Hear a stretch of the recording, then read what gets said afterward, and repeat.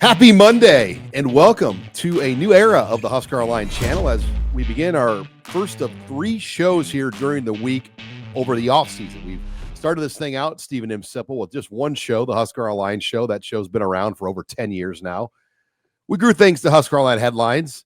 Well, the demand is there. We're going to go headlines twice, and this is headlines number 1 of the week. It's going to be fun. Sean, yeah, a new era. That sounds exciting. And at my age, when you hear new era, anytime you hear new era, that sounds really good at my age. That means you're still alive. You're still functioning. No, it's I'm 58 years old. It's going to be fun. We'll be here on Friday as well. And, there's going to be a few weeks where we might not do 3 shows, like on holidays. And we've got a couple of on 3 traveling weeks where we might not have a show those weeks, a third show. Yeah. I mean, I like just airing out everything on air. I shouldn't have probably took the vacation I'm taking a vacation next week. That was kind of awkward, but I did. You're just going to have to deal with that. No, you can do. Robin will step in. No, I almost am apologetic. I don't know why we scheduled. We wanted to go to an Oklahoma City game, 3 of the grandkids. So that was the best game they wanted. It's against Cleveland. That's going to be fun. Yeah, it'll be fun. I know you don't care about the NBA, but Cleveland's really good this year. Hopefully, the weather will be safe to drive down. Usually when you're going south, aren't you? Well, like I know for the Cotton Bowl this week, yeah, they're talking lots of snow in Dallas, and it's going to be a disaster. Like Ari Weiserman from On3 lives in Dallas, and he's like, for everyone traveling down, be prepared. It could be a real mess this week. And look at Kansas City right now. Yeah, I got hit hard. It's an ice rink, but let's get into the show. Let's talk ball, as Bill Self once told Doug Gottlieb when they got off topic. Okay. Let's get into headline number 1. Headline number 1. Yes. Marquise Watson-Trent highlights this weekend's portal additions. And look, the Huskers added, I guess, 2 players over the weekend. Hardly Gilmore committed before the weekend from Kentucky, but Marquise Watson-Trent, when you look at this addition, this is a big-time portal addition for Nebraska, a highly proven linebacker who's played over 2,500 snaps of football. He was the Sun Belt Defensive Player of the Year, 2-time first-team All-Conference, and as a freshman, he was second-team All-Conference. His 363 tackles would rank number 2 all-time at Nebraska, only behind Barrett Ruud, who holds a school record. So the Huskers are getting a veteran, highly productive, proven player. Kind of remind you almost of some of the guys Kurt Signetti brought with him to Indiana, just lower level guys that have put up numbers. Yeah, 2,500 snaps in his career. That, Sean, I mean, what you hear from coaches all the time is you get better playing football by playing football. He's played a ton of football, and this is in-game football. That experience is invaluable. You look at him, he's clearly very active because of his tackles. He's held up. Now, he did have an ACL injury in 2021, clear back in 2021, not a factor anymore.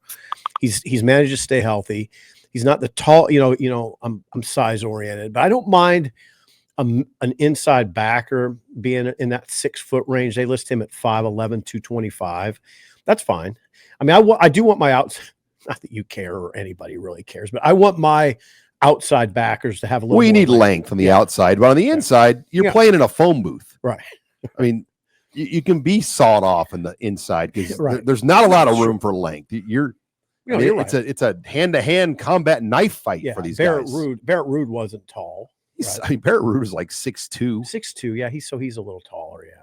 But Barrett, that's not the greatest example. Barrett's kind of square built, so he doesn't look 6'2", but he's probably is 6'2". But yeah, you look at Watson-Trent, and these weren't just like pile jumping padded tackle numbers. He had some Pro Football Focus. They graded a stop tackle, meaning an impactful play where the defense wins the down, where you say, ooh, good tackle. I mean, not just a tackle, like a tackle that like impacts the series. Mm-hmm. He had 37 this year. That's a huge number. The most any Husker defender had was 32 this year, John Bullock.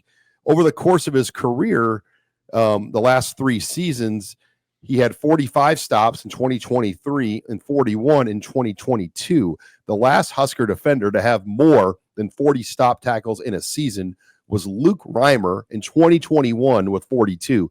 So not only does he have stats, I mean, it's legit production, and this is what you go to the portal to do. And I'm more in the camp that you would rather find a guy like this than kind of a more higher maintenance guy at a high profile school that maybe didn't pan out there. And you're hoping that he'll turn into the player that people thought he was going to be, because we've seen that a lot. It doesn't always play out very well. But on the flip side, the Samori Torres of the world and those kind of guys have been very, very good success stories. Yeah, if this is the Nebraska defense's version of Samori Torre, that would be excellent. Oh, yeah, this looks like a home run. It just, everything about it,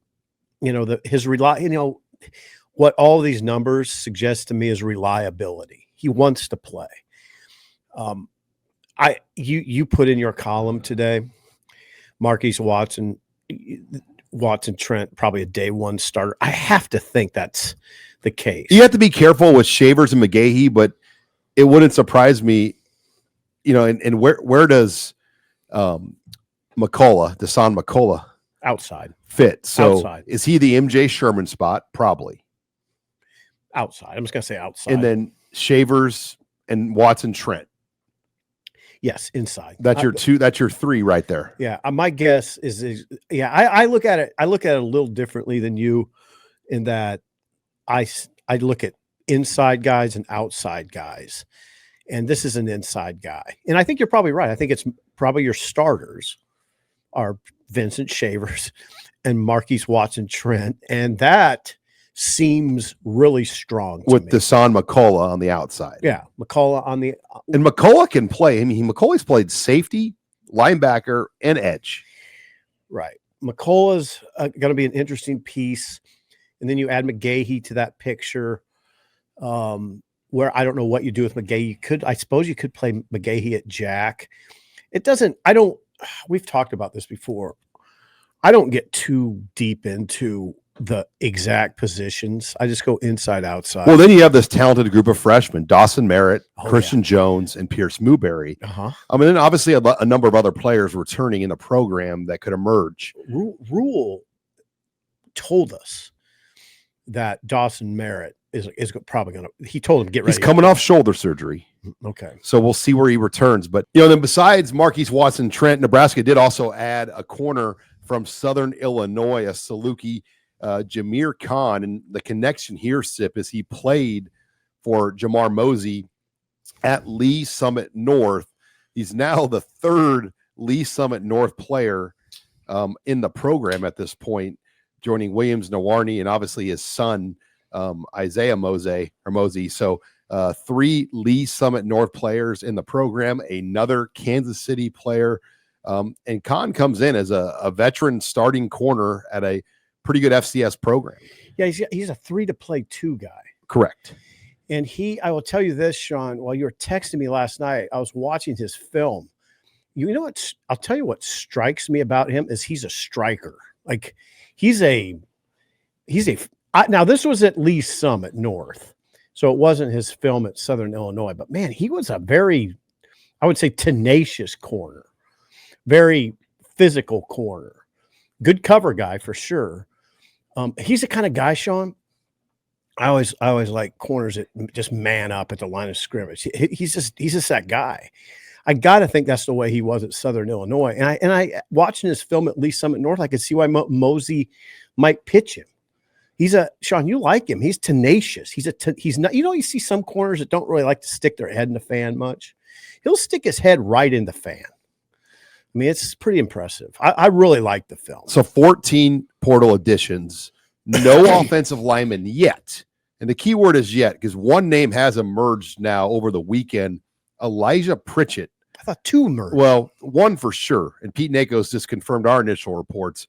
But Elijah Pritchett, the starting right tackle for Alabama, started 10 games at right tackle, 1 game at left tackle, went in the portal. And it was kind of a surprise to a lot of people in Tuscaloosa. But Elijah Pritchett in the portal as a starting tackle at Alabama, and Nebraska is very much in play to land Pritchett And, he could be a left or right tackle for the Huskers next year. Yep. He's definitely someone to watch. I mean, he was Alabama's day one starter at left tackle. PFF grade wasn't good. Had a rough year. Yeah. He gave up by far the most pressures. So he was, but it was his first full-time year as a starter. He had never started till last year.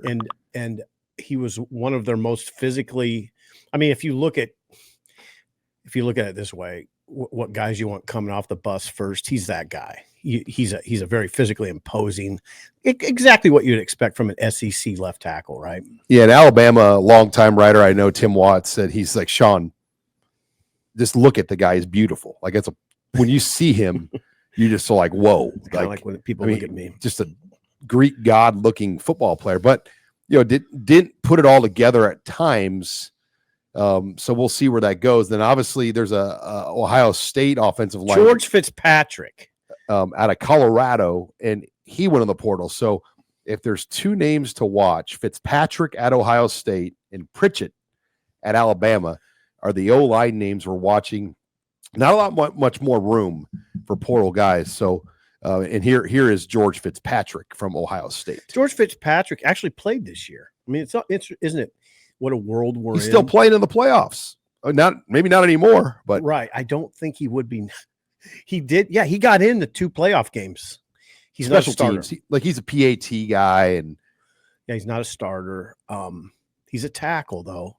He played now, Sean. He did play some guard at Ohio State, but he's recruited as a tackle. He's from Inglewood.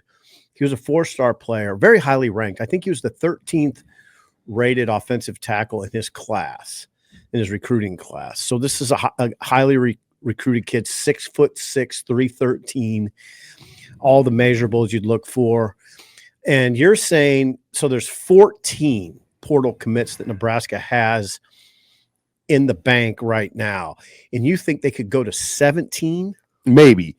The most the Huskers have ever taken in the history of the portal is 16. And that was in 2022. Or Frosty. When Frost was under the gun. So I think it's safe to say they're going to get to 16, and I think they'll get to at least 17, maybe 18. All bets are off. But yeah, this Fitzpatrick pick, it kind of reminds me a little bit of Dominic Gadice from Michigan, who didn't play a lot for the Wolverines, but played a lot more this year. And you have to just ask yourself, is the 6th Ohio State offensive lineman better than what you have? Probably so. You want to humor me on something? Can I do something real quick? That 2022, was that you're saying 16 transfers? The O'Shawn Mathis, Trey Palmer. Oh, no, listen to this. Listen to the hits. They hit in that class. Tommy Hill, Casey Thompson, Kane Williams, not a hit. Hunter Anthony, not a hit. Devin Drew played. Brandon Moore, not a hit. Brian Buschini, big hit. Trey Palmer, mega hit. Stephon Wynn played a little bit. Marcus Washington hit. Chuba not a hit. O'Shawn Mathis, Omar Brown, Isaiah Garcia Castaneda. They did a good job. That's an example of a portal class that hit. When you get that sort of hit rate, that's what you're hoping this round does. The difference was their recruiting had so many holes that year. They needed that class. They did a pretty good job in the portal, and it still went 5-7 though.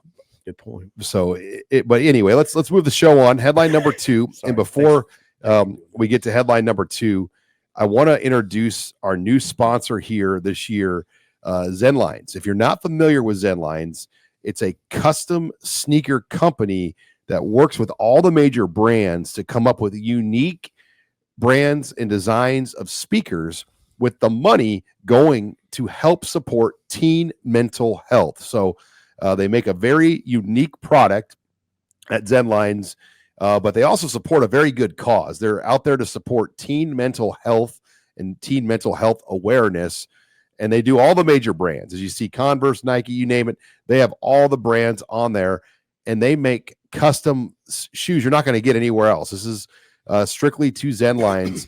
Check them out on their website. Visit zenlinez.com today to explore their collection and join us in making a difference one step at a time.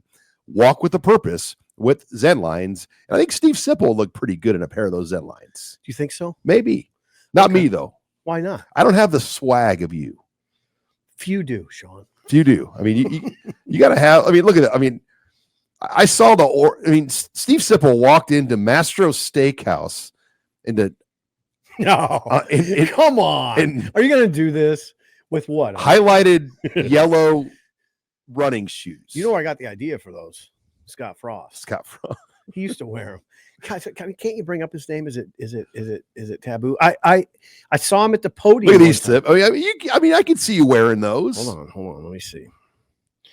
I'm kind of off art. Oh yeah. I think I could. A little too colorful for you there, maybe. I like those right there. Those. Yeah, those. I could do those. I like those. But I got that idea. I saw Frost at the podium once wearing those. What do you call highlighter Adidas? Well, he would wear the Yeezys. Yeah. The very expensive custom, like top of the line Adidas sneaker that Kanye West, his line of shoes back then called the Yeezys. Okay. And that's what Frosty would wear. But Zenlines, check them out. Thanks again to Zenlines for sponsoring us here on Husker Online Show. Okay, let's go to headline number 2. Tight end Thomas Fidone had an interesting exit from Nebraska. And, we think it was an exit. He made an Instagram post basically just with the peace out and then thanked everybody. And people asked him, what's this mean? And he goes, yeah, I'm not coming back, bro. I'm leaving.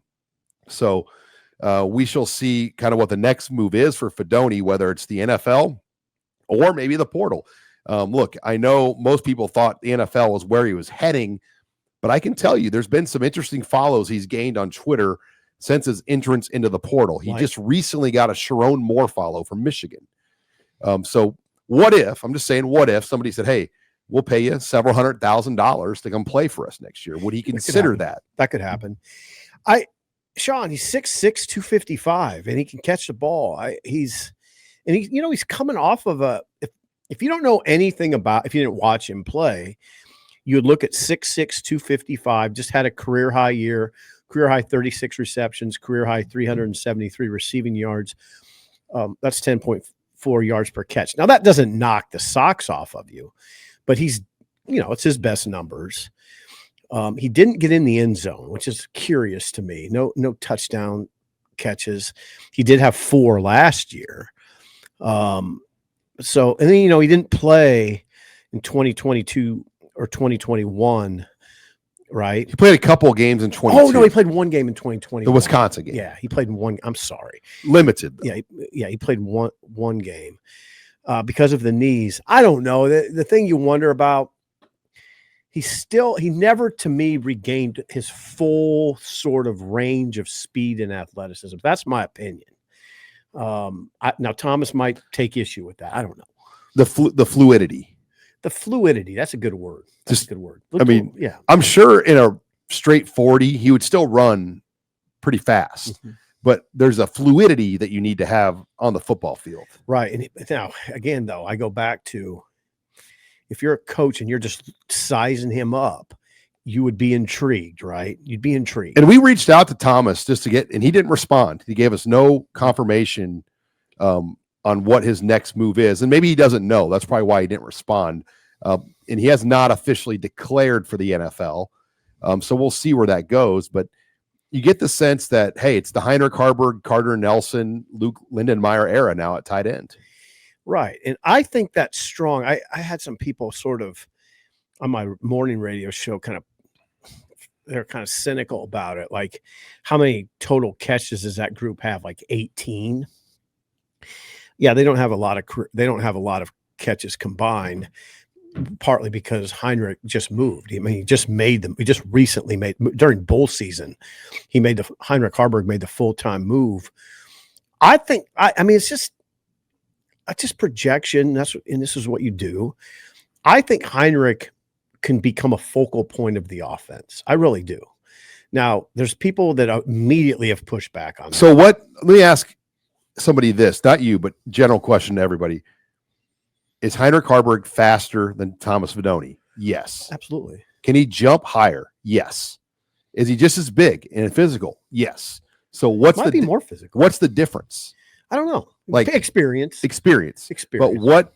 Now Thomas gave some good underneath presence. Yeah, he did. And in the bowl game, he caught a huge pass that helped seal the game for Nebraska. Comes off a good bowl game.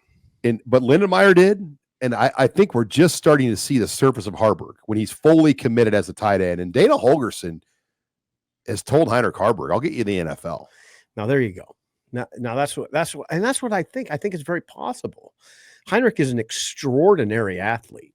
Extraordinary. And let's not look past the Wisconsin game where Thomas's snap count numbers were far below Borkacher and Lindemeyer's. Right. And let's not kid ourselves. There was tension there. Because we know that because a family member of Thomas aired it out on social media for the whole world. Yep. So there was tension. Like the end of the year was kind of rough, I think, when Dana came in, because Dana is a straight shooter. Dana is going to tell you what he thinks. Like Borkacher leaving, we'll find somebody better. And they like that room. They coaches. Lindenmeyer, I think he's a player with momentum. Luke Lindenmeyer. Would you say that? Yes, Luke Lindenmeyer seems like he has some momentum, especially in the role that you want him to be, which is the second, third type guy. Yeah, it's kind of like building a sports writing staff. Like not everybody can be Steve Sipple, but to be Steve Sipple, to make him better, you got to have a good second or third guy with him. Yeah, I can see that. Now we haven't addressed Carter Nelson coming off hip surgery. He will be coming off hip surgery. He had the surgery. Yeah, he had it. Now he'll be back in, the way I understand it, like July. 6 months. Yeah, so July. Now what's that going to look like? I mean, if he comes back strong, it'll look amazing. He caught 10 passes for 86 yards this season, and from what I understand, they're going to make him a full-time tight end in 2025. Now, I think that will look really good. I mean, I really do. Now, the injury does give you a little pause, right? It has to. It's hips. That can be tricky. Hip flexor. But if he comes back very strong, Carter Nelson. Wow, you got some threats there. I mean, so, and then you have Mac Markway. You can't forget Mac Markway coming off knee. Yeah, a transfer from LSU who just kind of arrived on campus right before the season, right? Like the week of the opener. If I'm not, am I remembering that right? The week of the opener, and was dressed in a jersey, and then he got hurt in practice the next week, I believe. Yeah, knee re-injured his knee. So lots about tight end. I want to hit on a couple other roster notes here in this headline. Isaiah Nayor was in the portal, signed with Louisville, withdrew his paperwork from Louisville, is now no longer in the portal. So we don't know where Isaiah Nayor is going to land. We don't think it's back to Nebraska. I'm pretty confident in that. It sounds like Nayor could be just going right to the NFL. We'll see. Gabe Ervin Jr., running back, committed and signed with Kansas State. What a great spot for Gabe. I think he wants his shot, and they need a physical back. And I think his style in the Big 12 could be a problem. I think so. I mean, it's not like they have a back. They have two backs already, right? Well, they have Dylan Edwards. Right. But they need a physical back. Okay. A pounder. Yeah. Oh, that's a great place for him. And Chris Kleiman plays with fullbacks and tight ends. I mean, so I great think place. In that league, it's a lighter league than the Big Ten. Like he'll be a muscle. He'll be a pounder in that league. Back to Nayor. When you say go to the NFL, you mean try to go to the NFL. He's not for sure an NFL player. Well, and he I don't know how accurate this is, but he shared a combine invite screenshot on his Instagram. And I'd be surprised if he was invited to the combine. Yeah, no disrespect to him. It's just hard to get a combine invite with his kind of numbers. Because we've seen a lot of good players here not get combine invites. Right. I mean, he didn't put up big numbers this year. I don't have them in front of me, but I'm going to say 24 catches. That usually doesn't get you to the combine, right? No, not even close. So that surprises me. Especially at receiver where it's loaded always. And then one more roster note of the current team. Jalen Lloyd went in the portal. He committed to Oklahoma State. Good for Jalen. That's a good spot. So that's a great it tells you the guys that have proven production, they're hot commodities. Jalen Lloyd, Gabe Ervin, But then you see guys like Isaiah McMorris, Davon Hall, no knowledge about what their next move is. The portal's a scary world. If you go in with no film or no game production, good luck. Don't you almost go in knowing you have a spot? I mean, hasn't that been well established? See, I got the sense that those guys were probably told by Nebraska that in the 105 world, they probably don't have a guaranteed spot. So they went in. But could they have just stayed around and fought to prove themselves in the spring, then make a decision? There's the question. I don't know the answer to that. I mean, it would be hard to bypass, I would think, a guy like Dane Key, multiple year starter in an SEC school. It'd be hard to pass Isaiah Hunter, who had 40 catches for 578 yards and 4 touchdowns at Cal. Because you could stick around for the spring, but you probably wouldn't get any good reps. It's going to be hard to pass Ja'Cory Barney. It's going to be hard. Mills. Cortez. Well, I mean, at least you're on even ground with Mills, right? But not really. I mean, I'm saying that, but in the salary structure world of what's being committed, like that kind of unevens the ground. It does. And I was even going to throw Hardly Gilmore into the conversation. Gilmore too. I mean, those guys all kind of, they brought those guys.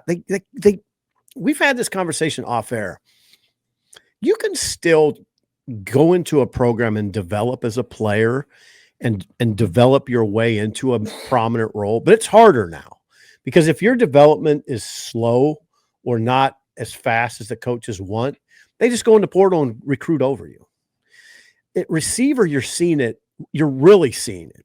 But you're seeing it probably more at receiver than most positions. Yeah, I feel like now if we don't really know about you as a freshman or you're not like on a trajectory to play path, like it's hard to make it now in this 105 world. Are you talking about receiver or any all position? Positions?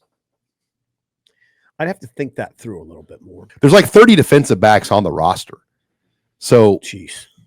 Yeah, you got to cut that down. I mean, how do you get people reps? But all right, before we go to headline number 3, HuskerOnline Headlines brought to you by another one of our new sponsors, Crani-Yum Energy Drink. And let me tell you, Steve Sipple was so hopped up on Crani-Yum Energy Drink that he spilled it earlier in the show, and we had to pause the show because he was just jacked up. But I wasn't jacked up; I just fumbled.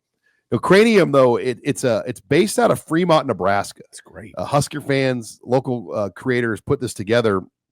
2 lifelong Nebraska Husker fans, by the way, and it's a unique energy drink, highly dosed nootropics that enhance mental clarity and focus with only 150 milligrams of naturally sourced caffeine. It's sugar-free, naturally flavored, no artificial colors, making it a healthier alternative to most other energy drinks on the market. And they have 3 different great flavors. I'm drinking, I prefer the grapefruit soda. Are you drinking the cherry Dr. Pepper flavor? Yeah, we're in Dr. Yum. Yeah, we're in good shape here because you prefer that and I prefer this. And you have given us a heavy endorsement off air. You feel like you get jacked up. Oh yeah. I mean, the first one I ever had, I was like locked in. But I got to be careful. I can't go take 2. I mean, they're big drinks. Yeah. But anyway, check them out on their website at cranium.com. And drinkcranium.com and use the promo code HuskerOnline. They're going to give you 10% off your order. Promise you, give it a try. It's sugar-free. It's got a lot of good natural ingredients, 3 great flavors. Again, at drinkcranium.com, promo code HuskerOnline. Thanks to Crani-Yum for sponsoring us here on the Husker Online Headline Show. Okay, let's go to headline number 3. Matt Rhule makes a key coaching change here over the weekend, and it was done kind of quietly. Ed Foley is no longer Nebraska special teams coordinator, and that's the extent of what we know. Football Scoop, who's been notorious for decades of breaking coaching staff news like this, broke the story on Saturday that Ed Foley is out as Nebraska's special teams coordinator. Now, there's still potentially a chance Foley could stay on at Nebraska. We don't know this for sure in a limited role. I don't think either of us are surprised by this news. I think maybe what was more surprising to me is, just how it went down. Matt Rhule generally has been the kind of coach that likes to maybe control the release, the message of the news. And we didn't get really an official quote or statement And I'm guessing this was very hard for Matt Rule.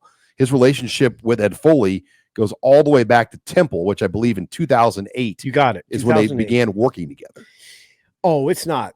I wouldn't think it would be easy. I don't live in that world, though. I don't live in the coaching world. I try to put myself in the shoes of these guys.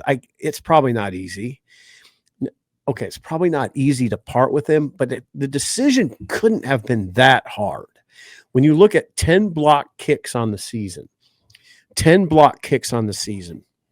Okay, when you look at the fact that Nebraska ranked in the hundreds nationally in at least 4 of the key statistical areas, okay? It's just – now maybe Coach Rule would tell you, no, this was a hard decision. I don't know. I think it would have been hard for him to explain to the fan base why you would bring him back. I think that could have been hard. Nothing against Ed Foley. Ed Foley, everybody who knows him says he's a great guy. You know him. So it's not personal. This stuff happens. And what I've learned about Matt Rule, and I think this is most common for most coaches, is they don't want to just publicly fire a guy like a statement that basically says you're fired. Right. Like now we see some coaches do that. And in the SEC particularly, you see a lot of, statements come out with coaching moves.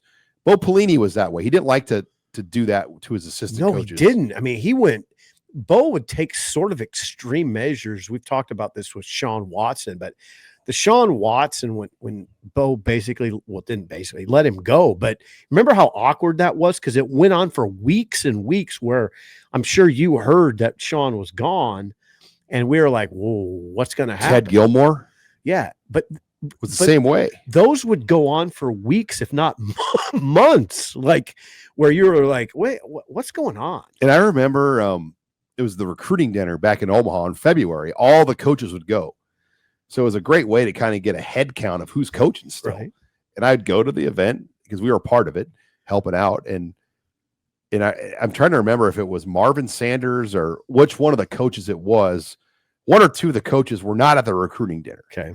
So that right there gave you the reporting ammunition to know, like, hey, they weren't even with the staff at the official recruiting event. And that's how we had to report it back then. And Bo didn't like that stuff. No, I know he didn't. Now, as far as this goes, though, how would you think Rule would have wanted it to come out? I don't know. It wouldn't have been easy. No. So maybe I would suggest maybe this was a decent way for it to come out. The only other way is like if they announced that Coach Foley was moving into a different role. But that is not for sure. I don't. But yeah, exactly. And that is what complicated this. Right. Now, full disclosure, within 24 hours or even 48 hours, I guess, of this report, we'd heard this is probably happening or it already happened. Now, I was kind of glad it came out. I hate to show my cards like that, but it was getting kind of like, Sean, what are we going to do? Remember I told you, I said to you Saturday morning, Sean, this is code red, this Foley thing. What I'm hearing makes it a code red. We got to figure something out. And then, it kind of figured itself out on Saturday afternoon. Yeah, enough people, not just at Nebraska, but other places were telling us, coaches in the industry. Other coaches, outside Nebraska. So that's when I was like, Sean, we're in a code red right here. Because, from the Nebraska perspective, there are no athletes on campus. It's it's break. So it's a little different time on campus right now than it normally would be. But so now where do they go? Mike Eckler is a guy that I wrote about.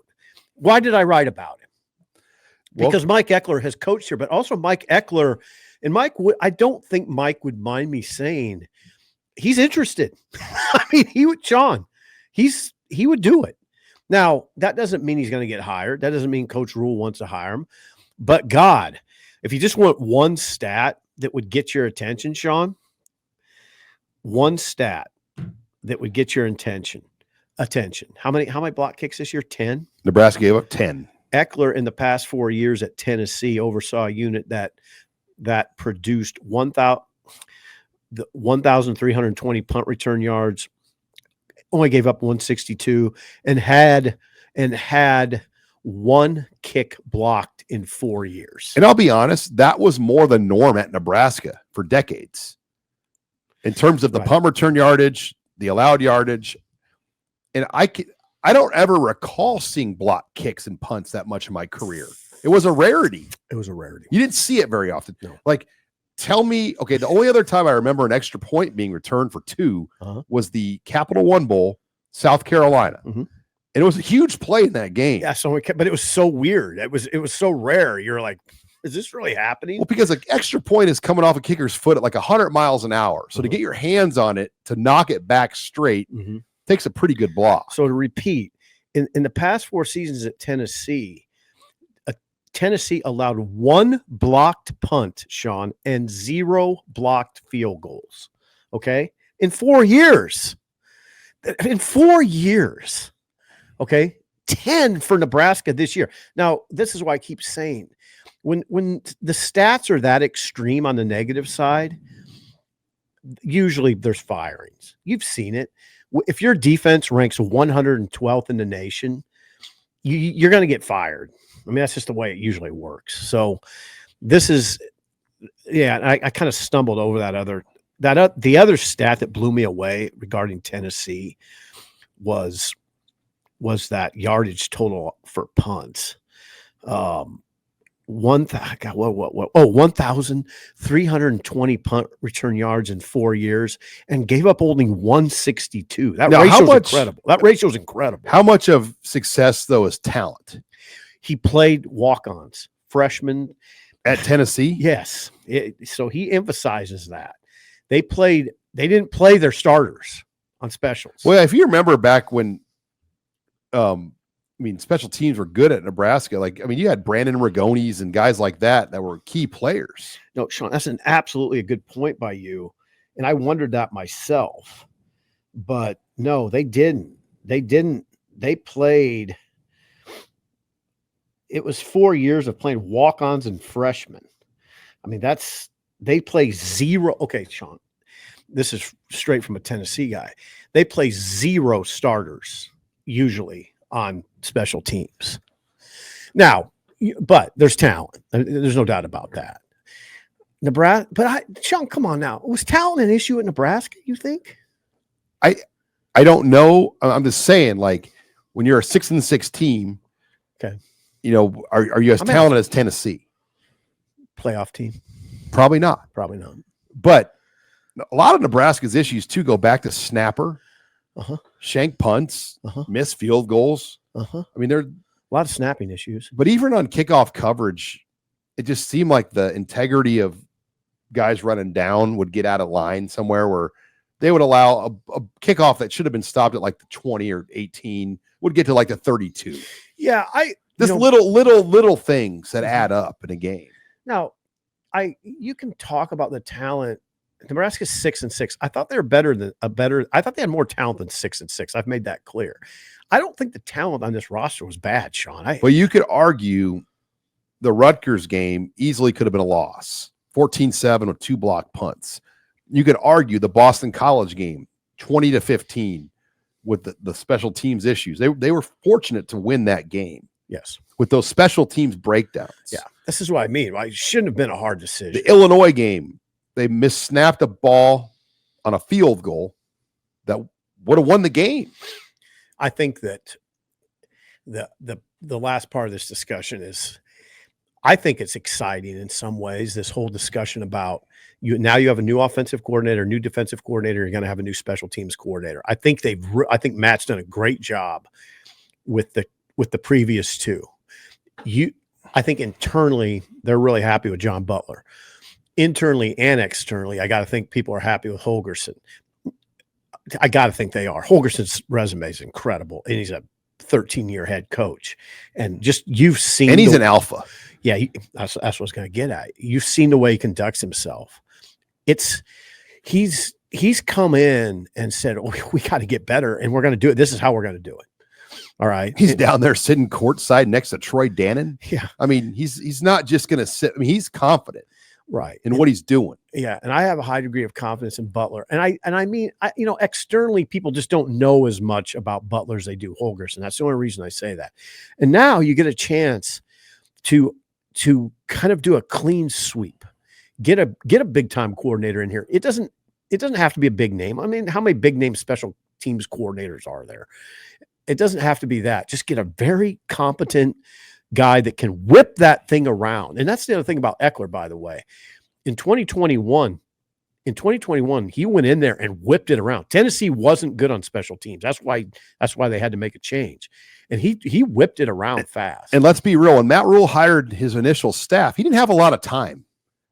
Right. I mean, and I think they told Trev no. And then Trev kept coming at him to the point where Rule said yes. And then he's like, God, he had to build this thing pretty quick.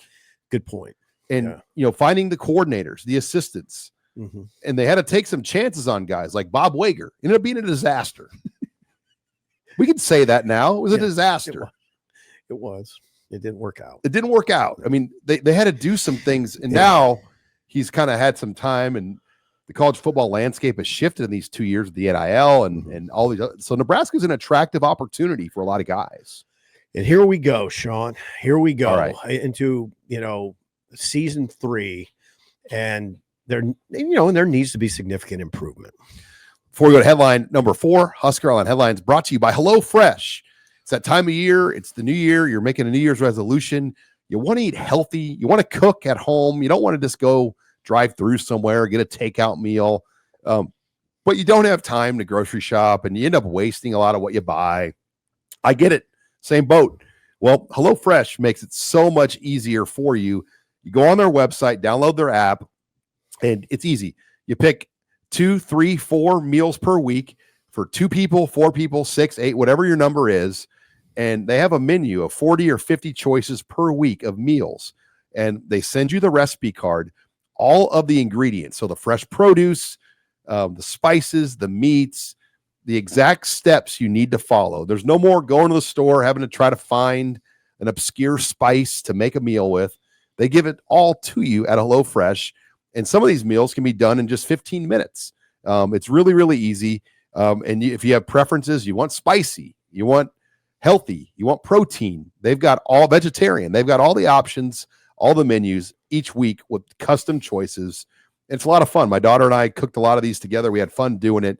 And we've got a great promo at HelloFresh. Go to HelloFresh.com/Husker10FM. That's HelloFresh.com/Husker10FM. And we're going to give you 10 free meals plus a high protein item for life. Again, that's HelloFresh.com/Husker10FM.com. Thank you again to HelloFresh for sponsoring us here on Husker Online Headlines. Let's get into the roster talk. Headline 4, scholarship numbers. It's going to be something that we talk about probably for the next 8 months. Because Nebraska sounds like a long time. Nebraska currently sits at 134 known players, and they got to get down to 105. And they're adding players still. So you've got this bus that's full, or a plane that's full. You're throwing people off the plane, and you have to get people. I mean, it's going to be dicey, but you start to look at the scholarship numbers. Jalen Gramstad, and we reported this yesterday at Husker Online, is coming back for a 6th year. And I think that really is big for the quarterback room, because obviously Raiola is your starter, but I don't think you can bank on Marcos Davila as the number 2. He didn't get developed at Purdue last year. He told you that in his interview. And I think he needs another year to really feel good about where he's at. TJ Lateef, a true freshman. And you have Jalen Gramstad now, a 6th year. Yeah. That was the NAIA National Player of the Year, who signals in all the plays, understands what they're doing at a high level. Mm-hmm. Look, is he the most physically gifted in terms of size? No, he's not. He's under 6 foot. But his mind and presence is huge. You saw the bowl practice. He's small. He's like Todd Reesing at Kansas. Yeah, I agree with you. Now, I would just split some hairs here. I basically agree with you. I would say this. He's got to compete for that job. He'll have to compete, but Sean, he's going to compete. TJ Lateef, if he's watching this, is going, what are you talking about? You just handing this number 2 job to Jalen Graham? Well, you could preserve his red shirt. I know, but TJ Lateef he'll want to compete for. Did you see him at bowl practice? I mean, Lateef he's got physics. His body, he looks skinny. He's got to kind of grow and develop. He's got summer. Marcos Davila, he's probably watching this going, wait a second. I threw for thousands of yards in Texas high school football. Would Davila I was a 4-star prospect whom was recruited by Dana Holgerson. I wouldn't rule out Davila. I'm just going by what Tom Dienhart told us at Purdue. Eyes on the ground that watched him all year. He just said, Sean, he's got a ways to go. I know, I get it. I see what you're saying. But you are a honk for Graham. I'm just going to say, would Davila be the national player of the year at NAIA? If he would? I don't know. I don't think he would. Well, I can't argue against your hypothetical. I have no idea. It's possible he would. What if I yelled into the microphone like you and said, I think he would? And then where would we be? I think we both agree, though. Getting Gramstead back helps the room. For sure. And let me be clear. He's the favorite to be number 2, but I don't want to. He's got to win it. No, I get it. I won't rule out Davila, and I won't rule out TJ. But you go down the line of positions. You look at running back, where they're at there. Are they? I think there's a question. Do they get another guy? I don't know. I mean, we haven't seen anything to suggest it. No visitors yet. And Jamarion Parker, Connor Booth are here. Mekhi Nelson, Quentin Ives, Emmett Johnson, then a couple walk-ons. But is Booth going to be available immediately? Probably not, coming off the injury. How do you feel about that room? Again, I think a lot of it is how big of a load can Emmett Johnson take? And I'm sure Emmett's loving the look of this room because it means 20 carries a game for him right now. Unless Ives is as good as Rule cracks. Or Mekhi Nelson. Yeah. Or maybe Jamarion Parker. Yeah.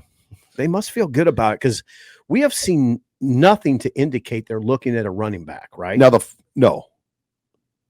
no visitors scheduled. Okay. The fullback position, there's 4 on the roster right now, and I don't know the future of that under Dana Holgerson because I feel like tight ends and Janiron Bonner can play that role. So you wonder about the long term in the 105 world. What's that look like? Mm-hmm. Receiver, we're still waiting on Alex Bullock if he's officially done. He did walk at senior day.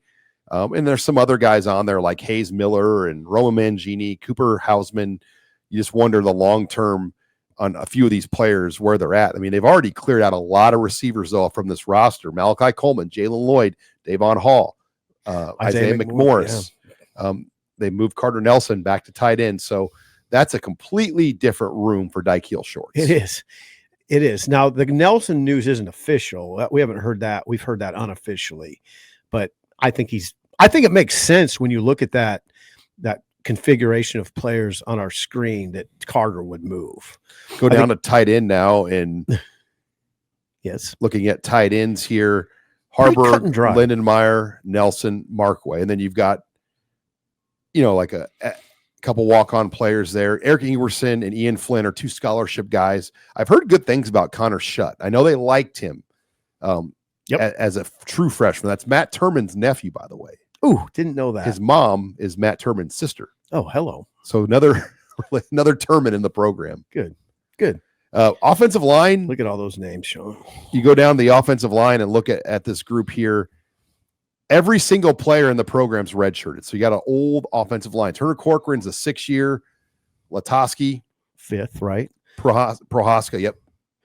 Teddy's 6th or 5th? 5th. Justin Evans seasoned. Tyler Kanak hasn't played a lot, but I would almost call him seasoned at this point. I mean, again, hasn't played a ton, but he's been in the program. They need 2 portal guys here, though.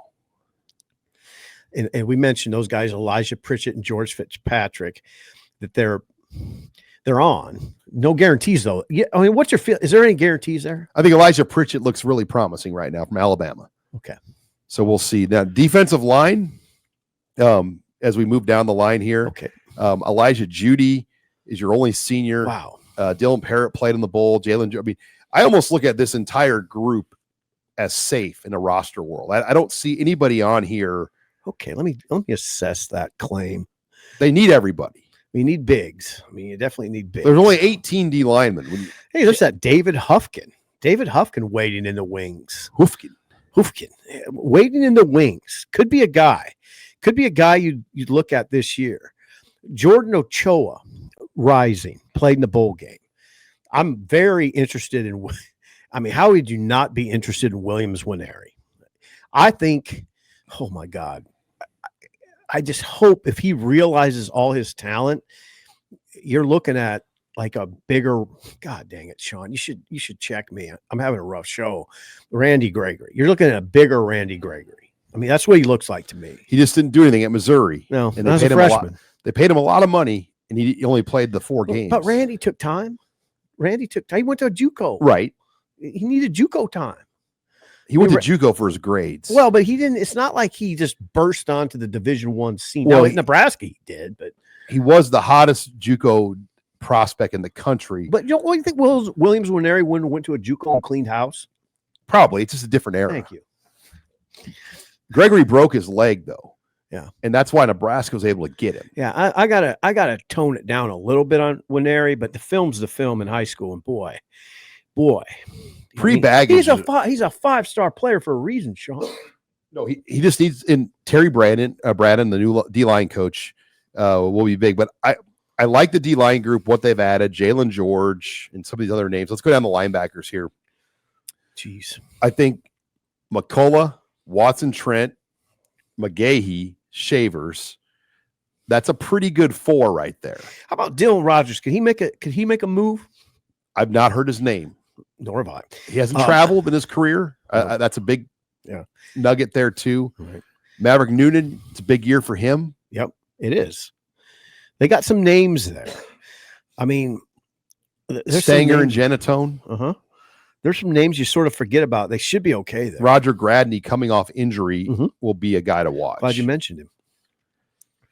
Okay, but yeah, now DB. This is where it gets real complicated. 29 DBs on the roster. And we got to zoom out to get them all on the screen here. But look how many redshirt freshman DBs there are. Caleb Benning, Rex Guthrie, Donovan Jones, Kamir Prescott, Braylon Pruitt, Mari Sanders, Larry Tarver, Evan Taylor, Preston Okafor, and Thomas Dolan-Frio. See, this is what we talk about. We talked about this earlier in the show about developmental players. Like Braylon Pruitt was a developmental player. How often are you going to see a coaching staff hang in there with a guy like that? There's others. I just mentioned him because I just mentioned Braylon because he was a quintessential developmental take, right? Saw him at a Houston camp, a lightly recruited guy, but Evan Cooper and Matt Rule saw him. Matt Rule tested him, and boy, look what we got here. We got this 6'5", 200-pound guy that can run a 4.4. He ran fast. And let's develop him. Well, now it's send that guy to South Dakota State and we'll bring you here in 2 years. Sometimes. And look, with Dan Jackson going to South Dakota State, don't think that's not going to happen more because there'll be a good relationship with Nebraska and the new head coach, Dan Jackson at South Dakota State. People listen to stuff like that and probably think you're crazy. I don't think you are. I'm not. I know Dan Jackson. Right. I know Nebraska. Right. I'm just telling you. It's like, fascinating. There might be players that Nebraska recommends to them. And if you're an FCS coach, you got to know that's part of the deal. Like a farm system? Yes. How do you compete with the money? You can't. No, you can't. I mean, Dirk Cutter, did he quit Boise State because of that? I don't know. I read that he's leaving because they can't keep any players. I'll check that out. That's my assignment. A lot of, and then special teams, a few questions there still, I think. Kevin Galick, though, Jack McAllister. Camden Cook. Can he rise up? Well, he's not going to beat out Jack McAllister. Jack McAllister was the 5th-ranked punter on PFF in the Big Ten Conference. Camden Cook is a redshirt freshman. Better check where Washington was ranked in net punting. Better check that out. Yeah, but his grade, though, could the net punting be because of the coverage? Could be. But his grade as a punter was higher than Brian Bushini. The one thing I don't do is count out guys. I will not count out Camden Cook. I just won't do it. Jack McAllister did not come here to sit out for a year. If Camden Cook is better in practice, then they'll play Camden Cook. I'll bet you a steak dinner Jack McAllister starts all 12 games if he's healthy. $30 Outback gift card. Okay. You're on. blooming onion on top of that. I should get odds though, right? You want odds, but you're trying to be tough guy here with I wasn't being tough guy. Far outside takes. But it's not an outside take. Camden Cook's a scholarship player for a reason. We got to move into headline 5, though. See him boom a few first, Sean. Before we get into headline number 5, Husker Online headlines brought to you by another new sponsor here on the show, Rocket Money. And look, if you're not familiar with Rocket Money, it's something Steve Sipple really could use. So a lot of us have subscriptions to things. Yeah. And it's hard to keep track of all the things you're subscribed to. Amazon, Apple, Spotify, newspapers. God, I'm getting I'm breaking streaming services. Right, like, for example, Stephen M. Sipple at one point didn't even know he had subscriptions tied to not his credit card, his debit card to the Oklahoma City newspaper, right? The Houston Chronicle, and the Chicago Tribune. Took care of the Tribune. Still got to take care of the other two. And you were getting dinged like 30, 40 bucks a month for 3 newspaper subscriptions that you just got tricked into. No, I didn't get tricked into. There's a reason I took. You could probably figure it out. Why did I take Houston? Why did I take the Houston paper? It was something attached to Nebraska, but it's $40 a month. I'm getting dinged. It needs to. I thank you for bringing this up because I need to get it stopped now. So Rocket Money, what they do is they link into your accounts and they track all this stuff for you. So all of the different subscriptions you have, all the things you're paying money, and then they give you suggestions on like, hey, maybe you cut this or this and this, and you can save yourself X amount of dollars per month. And if you've never tried Rocket Money, it's a great product, and we're excited to be working with Rocket Money here on the Husker Online show. Check them out on their website at rocketmoney.com/gameontoday. Again, go to rocketmoney.com/gameontoday to help reach your financial goals, as they will help track what you're spending money on and make sure you're making the right decisions. Thank you to Rocket Money.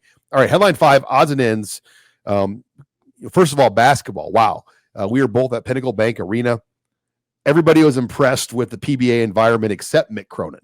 Okay, now Cronin, I had a former Nebraska player reach out to me. Cronin said he really played down the effect the environment had on the game. He said that doesn't matter. He said I don't get into all that. You know what he was doing? This is an old school coach take. Cronin is an old school guy. You know what he was doing? This was a compliment to Nebraska. It was a compliment to Nebraska's players. He didn't want to give the credit to the crowd, to the environment. He wanted to give the credit to the players. And that's an old school, that's kind of an old school coach thought. And I'm not going to give that. It's not the environment. It's the guys. It's the way Nebraska executed. It's the way he said they out-defended us, which was a huge compliment to Nebraska because UCLA arguably is one of maybe the best defensive team in the country. So it was, my initial reaction was, what a curmudgeon, like what a thing to say.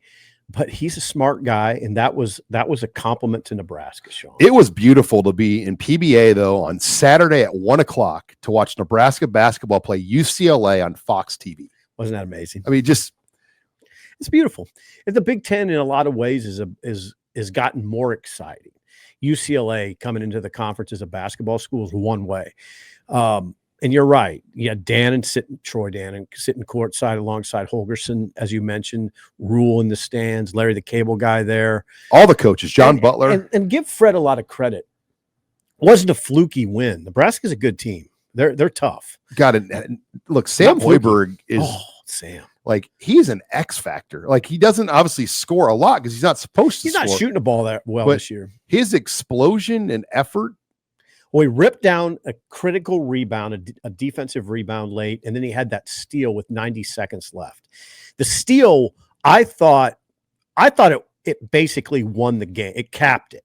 Now, you could say, if you look at the play-by-play, UCLA cut it to 58-54 right soon after that. But I thought they were, at that point, it was really going to be an uphill battle for UCLA. Huge play. Juwan Gary, by the way, defense. Juwan Gary has a key block down the stretch, too. So in Nebraska, the thing that they're doing, Sean, you follow the program more closely than I think people know. You go to all the games. They were a terrible free throw shooting team early in Fred's tenure, and now they're an excellent free throw shooting team. And that was huge down the stretch. And when those guys step to the stripe, Bryce Williams, Raleigh Worcester, Sam's a great free throw shooter, Sam Hoiberg. You feel confident now and they had to make them. UCLA was pressing them. Why are you grinning like a chest? I'm just listening to you. Oh, but yeah, it was a great win.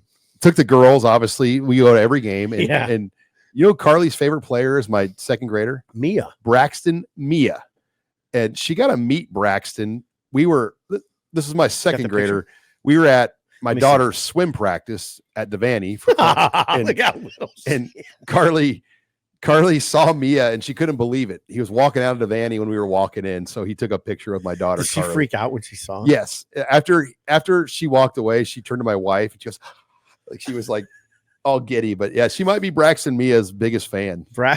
It's really interesting. And she likes his hair because he reminds her. I think she watches the movie High School Musical. Okay, and there's a basketball player in that movie that has hair just like. So she. You know, second grade girls are going to have a different view of. Look at her. But she was grinning ear to ear to meet Braxton. That was nice of Braxton to take a second too. No, he was very, very, very nice to Carly. But Nebraska now very much in the NCAA tournament. In fact, their wins above the bubble. No, their wins above the bubble, like matrix on these different analytics. Mm-hmm. They're +2 over their wins right now. Okay, so they're in good trending. Correct. They're in good shape. If they can win at Iowa, man, they'd be in great shape because Big Ten road wins are gold. I don't know. I don't like to do this, like put a ceiling on them, but they look like they could be a 12-8 type team in the Big Ten, don't they? To you, 12-8, 11-9, 12-8. I mean, if they get to 10, I think pretty good chances they're in. Yeah, it's a tough league this year, but I think their projection right now is to get 21 wins, which. Yeah. And then finally on our odds and ends, coaches are on the road recruiting, and it's a new January. And I say new because juniors are now in play. Assistant coaches can make in-home visits to juniors at their house. Never been able to happen until now. Head coaches can go on the road. They could just make school visits, not in-homes. Okay. But Nebraska has 10 coaches out: John Butler, EJ Barthel, Rob Dvorak, Donovan Raiola, Dykeel Shorts, Phil Simpson, Addison Williams, Jamar Mosey, Keith Williams, and Marcus Satterfield, along with head coach Matt Rule. Okay. Good list. So they'll have their 10 out on the road. So Dana doesn't go out. Dana's not out. And did you say Butler? Butler's out. Okay. He's good on the road, I've been told. So then the quarterback coach, Glenn Thomas, is not out either. Okay. Phil Snow, not out. But you can only have 10 out. Mm-hmm. And they've made the decision, you know, Keith Williams, Jamar Mosey, particularly. I mean, that's some good recruiting muscle out there on the road. Boy, Jamar Mosey has been very valuable early on. I mean, all those kids, high profile players coming from Kansas City, not just Kansas City players, high profile Kansas City players, including his son, who, when you talk about the receiver group, he's going to have a chance to play right away.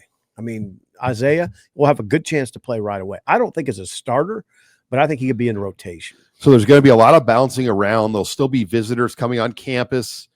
Coaches will have to maybe bounce back and forth, but the beauty is private jets. I mean, Nebraska recruiting has never had more access to private aircraft than they do right now. So that allows coaches to go to see 2 or 3 or 4 guys in a day, where in the old days, you might only get to see 1 or 2. Well, you're chasing some monsters out there. You're chasing Ohio State, Oregon, Michigan. Michigan dropped off. I get it. Penn State.